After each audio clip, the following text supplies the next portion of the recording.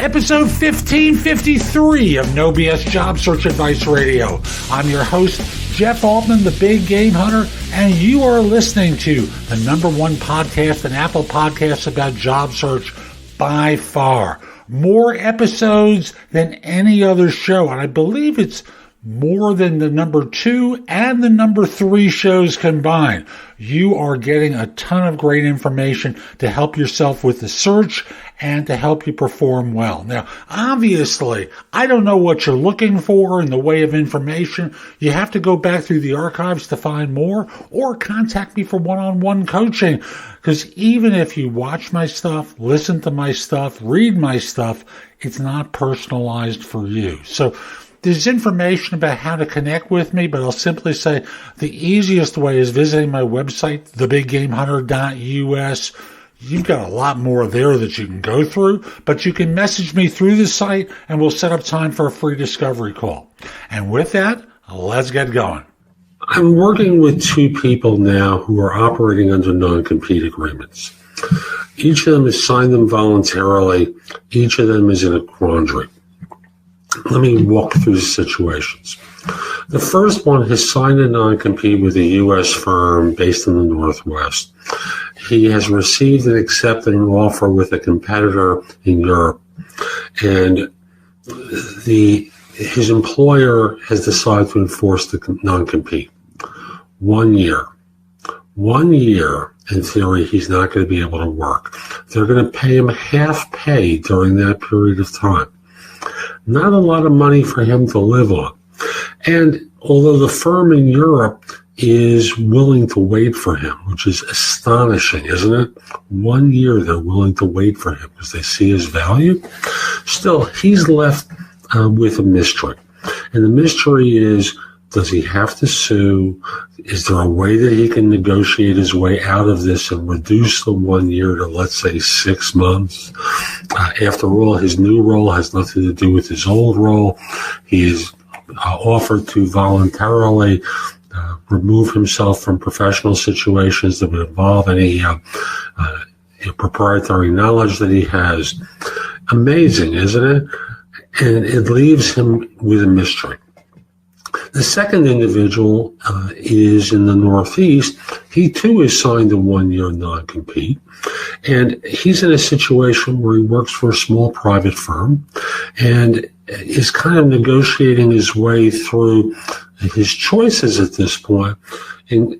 Or I should say, what he's interested in. He's at the beginning of the search. And, in effect, what he's eliminated from his choices with this agreement is that he can't go to work for a similarly industried firm. And that removes a sizable number of his choices as well. Now, I raise this as a subject because the second individual, the one with, I just finished outlining that one. The second individual believes that because he lives in a state that isn't really supportive of non-competes, he'll be able to walk away and not worry about his non-compete. The issue isn't whether someone can or can't. It's the issue of the mystery until you face it, and how that will impact you and how that will impact the next employer and your relationship with them. I'm telling you, you have no leverage greater than before you sign that non-compete, because the firm wants you. Tell them very simply you're not going to sign a non-compete. And if they don't like it, that's fine. There are other firms that are very prepared to hire you and will. Matter of fact, I have 2 other offers right now. But if you really want me, get rid of it. It's really that simple. And I'm telling you, most of the firms will damage you in your career with that non-compete. Now, I'm not talking about a situation where you're selling your business and you are agreeing that for a period of 1 year, for example, you will not compete with the buyer in a competing business. I'm not addressing that situation. I'm addressing you as an employee, not putting yourself in the position where there's something hanging out in the wind that can damage you, that can cause you to lose opportunities. As the risk, there's no risk with the first person, but I'll tell you, he's been agonizing for weeks now with that non-compete. So avoid them. Negotiate it before you join.